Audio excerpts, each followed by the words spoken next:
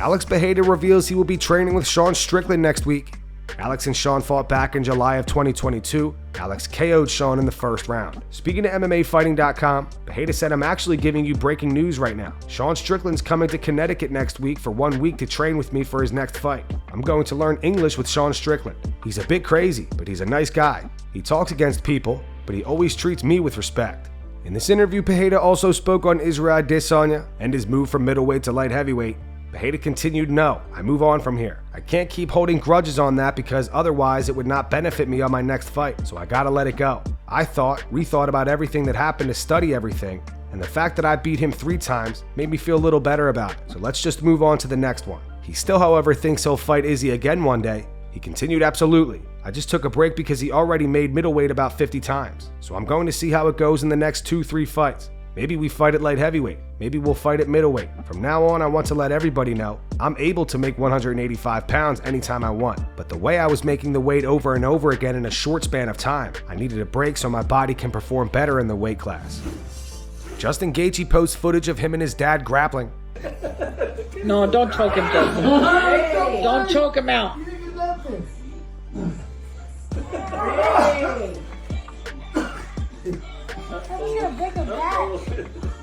Hey. Yes. Ray, you can't hurt Justin. Ray. You're stuck. It's over. Yeah, it's over. You're stuck. You're in trouble. You're stuck. You're in trouble. You still got it. Following the controversial decision between Kai Kara-France and Amir Albazi this past weekend, Henry Cejudo on his YouTube channel gives his take on how MMA judging can be improved.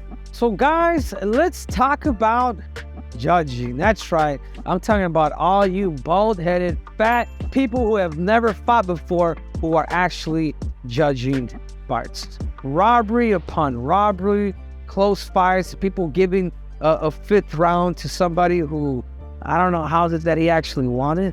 Should we have an open scorecard? I actually like that. I actually do believe that the UFC should actually change it into an actual scorecard where you said, "Hey man, you lost," or that was blue corners, or that was red corners round. And the last thing we want to do is turn the sport of mixed martial arts into boxing. And I know both of these guys, but if I literally had to say who is it that actually won, I'm about to say this man right here. I mean, to significant strikes, to the most precise punches that were actually landed, actually came from Kai Kara-France. I think they should have open scoring, but only for championship fights or main events, because this could change the game. So whatever these judges may be judging, guys, take a damn break. Following the controversial split decision between Kai Kara-France and Amir Albazi this past weekend, Brendan Schaub has an idea for how fighters can take action against the judges. Brendan says fighters should just refuse to fight at UFC 300. Brendan said there has to be something we can do here. You can do what the SAG writers and just protest. What you do is rally the troops. Do it before the big event, UFC 300, the week of. Guess what? Unless there's a change, we aren't fighting. If the fighters decided to put their foot in the ground, 2 days and things would change. Beneil Dariush has 0 problems with taking it to the ground with Charles Oliveira this upcoming weekend. Beneil says he also doesn't mind going the full 5 rounds with Charles. However, he doesn't think it will go that long. Speaking to BJPenn.com, Beneil said it's definitely been frustrating, but we figure out ways to work around it, and it just gave me more time to enjoy my family before I revamp my camp. They said we need to wait for Charles, so March turned into April, April turned into May, which was official, and then it got pushed back to June. It never really came up. With a guy like Charles, you don't really need 5 rounds. He either kills or is killed within 3 rounds. I don't think we need 5 rounds, but I wouldn't mind 5 rounds. With me and Charles, we don't hide anything. We are going to go out there and do our thing. Ideally, he will want to be on top. He will want to take me down and be on top. I think the ideal situation for Charles is to be on top. Stand up and get me to the ground. That will be his ideal situation. I have no problem taking it to the ground. If the fight ends up on the ground, great. If it stays standing, great. It's going to be my way either way. That's how I see it playing out. Kill or be killed. Either I end up killing Charles in this fight or he kills me. There's no other way around me. It will be wild. It will be 10 years in the UFC to finally get a title shot. I don't know how long Bisipng took or other guys took, but that is quite a while for me. Michael Bisipng on the Believe You Me podcast says Irene Aldana is going to pull off the upset this weekend and defeat Amanda Nunes. Going into the fight, Nunes is a minus 350 favorite. Aldana is a plus 275 underdog.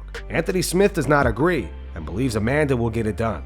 Main event, I'm just going to call it right now. Upset, Irene Aldana. I knew. I don't know what it is. I like the way she moves. I like the boxing.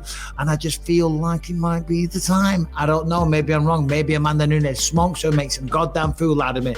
But we got to make a prediction, and I'm going to say Aldana. What say you? Yeah, I'm going to go Amanda Nunes. I think just skill for skill, I think she's better. I think she's a better finisher.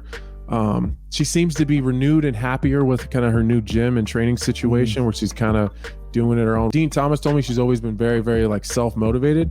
Sometimes you worry when people go off and they kind of do their own thing. They get their own gym and hire their own coaches, and you worry about their motivation. Because I know personally, I need someone to be on my telling me what to do and not let me kind of have the reins.